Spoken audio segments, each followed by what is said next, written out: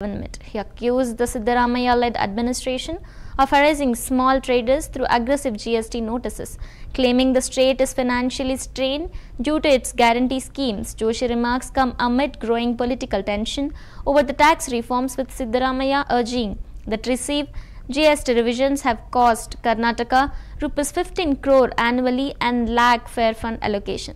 BJP leaders maintain that GST reforms have brought relief to citizens and traders across India. ಸುಮಾರು 17ರಿಂದ 25 7-8 ವರ್ಷಗಳ ಅನುಭವದ ನಂತರ ಹಂತ ಹಂತವಾಗಿ ಇಳಿಸ್ತಾ ಈಗ ಒಂದು ಮೇಜರ್ ಜನರಿಗೆ ರಿಲೀಫ್ ಕೊಡುವಂತಹ ಕೆಲಸವನ್ನ ಸನ್ಮಾನ್ಯ ಪ್ರಧಾನಮಂತ್ರಿ ನರೇಂದ್ರ ಮೋದಿ ಅವರು ಮಾಡಿದ್ದಾರೆ. ಅದಕ್ಕೂ ನೀವು ವಿರೋಧ ಮಾಡಿದ್ರಿ. ನಿಮ್ಮ ಕೃಷ್ಣ ಬೈರೇಗೌಡರ ನೇತೃತ್ವದಲ್ಲಿ ಕರ್ನಾಟಕ ಭವನದಲ್ಲಿ ನಾನ್ ಎನ್ಡಿಎ ಮುಖ್ಯಮಂತ್ರಿಗಳ ಸಭೆ ಕರೆದು ಅದನ್ನು ವಿರೋಧ ಮಾಡಲಿಕ್ಕೆ ತೀರ್ಮಾನ ಮಾಡಿಸಿದ್ರಿ ನೀವು. ಆದರೆ ಜನ ನಿಮ್ಮನ್ನ ಒಪ್ಪಿಕೊಳ್ಳಿಲ್ಲ.